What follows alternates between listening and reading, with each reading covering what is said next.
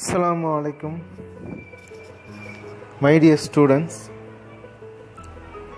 Today we will learn about excretion in zoology. So, earliest animal life forms arose around 7 million years ago. They were marine organisms like the marine sponges. Each cell of a modern sponge is surrounded by seawater, but it maintains an intracellular ionic composition different from that of seawater.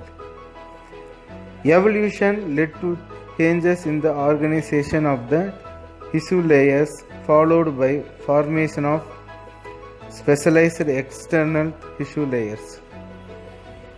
This provided a barrier between the external environment and the internal fluid, resulting in the formation of extracellular fluid.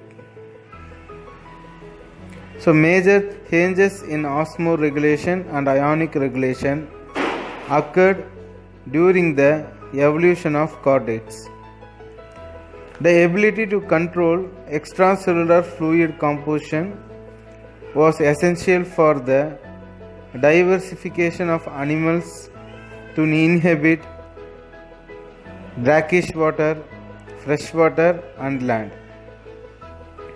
So, the animals that invaded land had the risk of desiccation and were unable to excrete metabolic waste directly into the water. Hence, there was a need for an alternative pathway to dispose the nitrogenous wastes. So, these nitrogenous wastes are excreted daily by all the animals by their excretory system. So, most animals rely on kidneys to control ionic and water balance. So, in this lesson, we will see about modes of excretion, human excretory system, mechanism of urine formation in human, regulation of kidney function, the role of other organs in excretion, disorders related to the excretory system, and hemodialysis. So, there are several modes of excretion. So, the excretory system helps in collecting nitrogenous waste and expelling it into the external environment. So, the animals have evolved different strategies to get rid of this nitrogenous waste. So, the ammonia produced during amino acid breakdown is toxic, hence must be excreted either as ammonia, urea, or uric acid. The type of nitrogenous end product an animal excretes depends upon the habitat of the animal. Ammonia requires large amount of water for its elimination. So, the excretion is the process by which the waste products produced during the metabolic activities is removed from the body. In unicellular organism, the waste products are removed from the cells into the surroundings by diffusion. In multicellular organisms, the waste products are excreted through complex functions. So, many unicellular organisms like amoeba throw out their waste by diffusion from their body surface. Protozoans have no organs for excretion. As they live in aquatic habitat, their Wastes are eliminated by diffusion through the plasma membrane. Simple multicellular organisms like Hydra throw out their solid waste matter through mouth. Higher level multicellular organisms have well defined specialized excretory organs. Those organs could be simple tubular structures as in flatworms and leech, and whereas in human and in most developed organisms kidneys are present. So in human, our excretory system consists of kidney, blood vessels that join them, ureters, urinary bladder and urethra. They help produce and excrete urine. There are two bean-shaped kidneys that lie in the abdominal cavity, one on either side of the vertebral column. These kidneys are reddish brown. Each of them is about 10 cm long and weighs about 150 gram. Although they weigh less, they recur and they receive a lot of blood for filtration. The right kidney is placed slightly lower than the left kidney. The outer layer of the kidney is covered by 3 layers of supportive tissues. So, not only kidney, lungs, large intestine, liver, and the skin integuments are also help in the removal of waste. Our lungs remove large quantities of carbon dioxide, 18 liters per day, and significant quantities of water every day. Liver secretes bile containing substances like bilirubin and biliverdin, cholesterol, steroid hormones, vitamins and drugs, which are excreted out along with digestive waste. So the lungs remove carbon dioxide from the blood. So as I said, large intestine removes solid waste, that is feces, from the body. So likewise, sweat and sebaceous glands in the skin eliminate certain waste through their secretions. Sweat produced by the sweat glands primarily helps to cool the body and secondarily excretes sodium and chloride, small quantities of urea and lactate. Sebaceous glands eliminate certain substances like sterols, hydrocarbons and waxes through sebum that provides a protective oily covering for the skin. Small quantities of nitrogenous waste are also excreted through saliva. Although they all help in excretion of the waste, kidney plays the major role. So it is the primary organ of the excretory system, filters soluble waste products from the bloodstream. Major renal vein and renal artery carries the blood to and from the kidney. Major regions of the kidney include the cortex and the medulla. So the longitudinal section of kidney shows an outer cortex, inner medulla and pelvis. The medulla is divided into few conical tissue masses called medullary premits or renal premits. The part of cortex that extends in between the medullary premits is the renal columns of Bertini. The urine is made in the kidneys of vertebrates.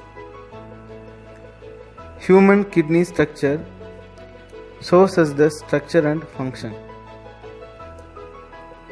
The blood to be filtered enters the kidney in the renal artery. The filtered blood leaves the kidney in the renal vein. So, the renal clearance is a parameter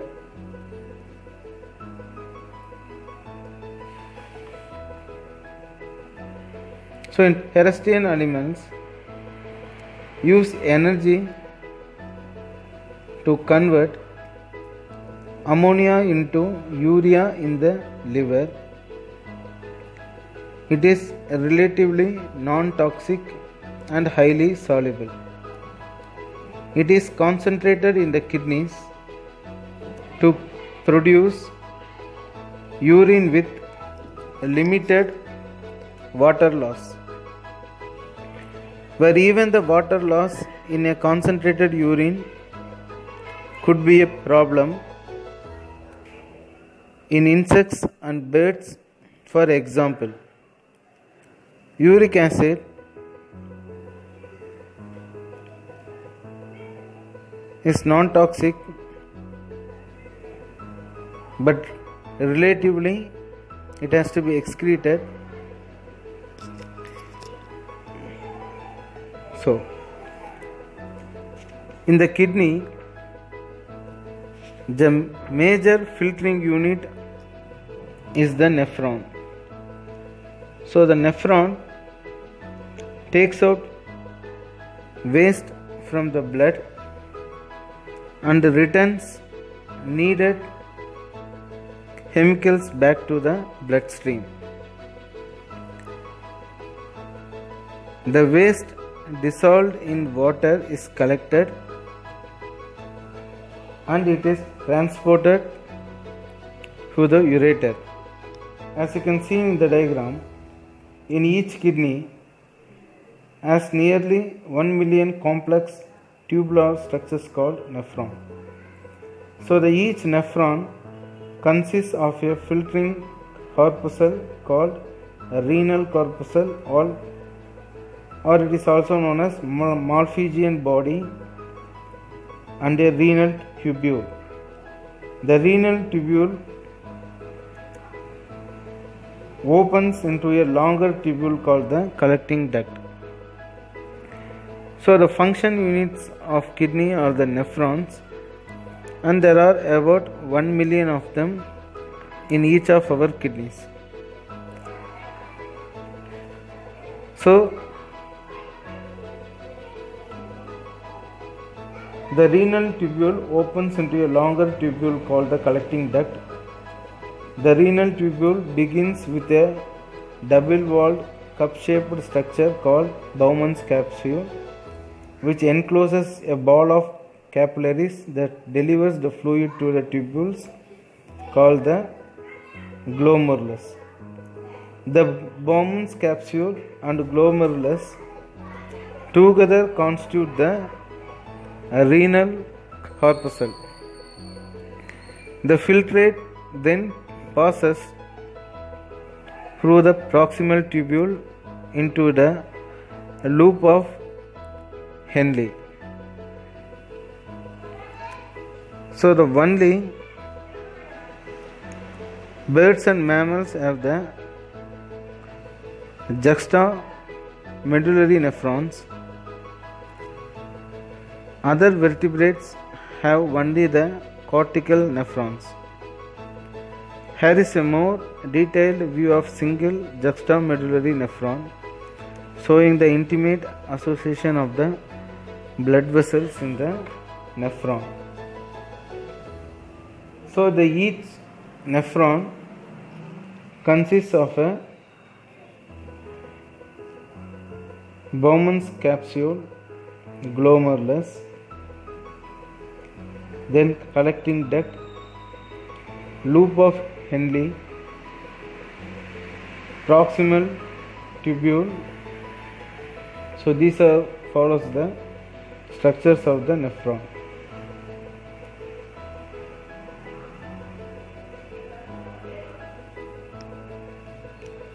So the filtration process, how it is carried. The blood pressure in the capillaries within Bowman's capsule forces water and small solute molecules like salt, glucose, vitamin, amino acids, urea out of capillaries into the interstitial fluid and finally the capsule. What happens to this initial filtrate is reabsorption and secretion. Valuable materials such as water, salt, nutrition and amino acids are reabsorbed from the tubules into the adjacent blood vessels. Excess potassium and hydrogen in the blood are secreted into the filtrate from the blood. So the filtration is carried out by a series of processes. So first the blood flows from a renal arteriole into the knot of capillaries. It enters at high pressure, which will force water and other substances out of the capillaries into the capsule space. Second step, blood cells and most blood proteins are too big to cross the capsular membrane into the capsule space, but the membrane's slits and pores allows through water, mineral salts, polypeptides and other small molecules including waste such as urea, ammonia and creatinine. The proximal tubule allows water to be reabsorbed into the capillaries and surrounds fluids as well as glucose, minerals, salts and other useful substances. Next, peritubular capillaries, also called the vasa recta. This network absorbs up to 99% of water into the tubule as well as various other substances using active pumps. It also moves sodium from the blood to the tubule. Next it goes into Henle's loop. As the loop of Henle dips into the renal medulla, more water moves from the tubule into the blood as well as small amounts of mineral salts and some urea and creatinine. Some acids and amines may move into the tubule, while ammonia can go in either direction. So in distal tubule, depending on the concentration of water already in the tubule, while hydrogen and potassium ions move to regulate both blood and urine pH. Acid, amines and ammonia compounds may also be transported into the tubule. Fine adjustment of urine composition continues into the collecting duct system. About 5% of all the water and the sodium being reabsorbed into the blood is recovered here. Blood flowing from the nephron carries 99% of its original water, 98% of sodium, calcium and chloride and about 10% of its urea.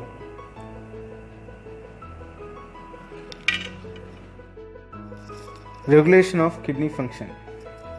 The function of kidney is efficiently monitored and regulated by hormonal feedback control mechanism involving the hypothalamus, juxtaglomerular apparatus and to a certain extent the heart. Osmoreceptors in the hypothalamus are activated when changes in the blood volume, blood fluid volume, and ionic concentration. When there is excessive loss of fluid from the body, or when there is an increase in the blood pressure, the osmoreceptors of the hypothalamus respond by stimulating neurohypophysis to secrete the antidiuretic hormone ADH or vasopressin. So,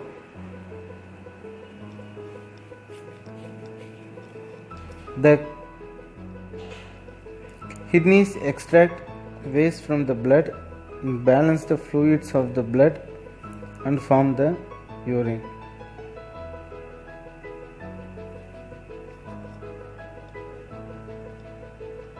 The antidiuretic hormone facilitates a reabsorption of water by increasing the number of aquaporins on the cell surface membrane of the distal convoluted tubule and collecting duct. This increases in aquaporin causes the movement of water from the lumen into the interstitial cells, thereby preventing excess loss of water by diuresis. So, the kidney may be complex, but the function of the kidney is maintained by the hypothalamus of our body. So the nephrons are very important for the excretion of the ammonia. So the kidneys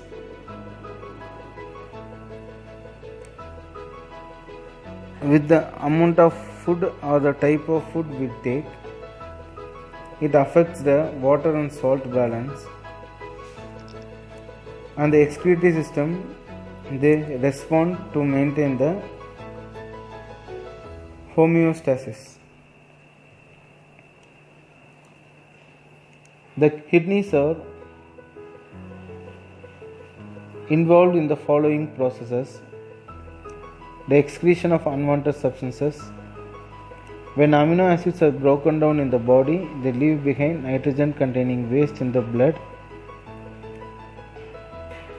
The liver turns this waste into urea, which is filtered out of the blood by the kidneys.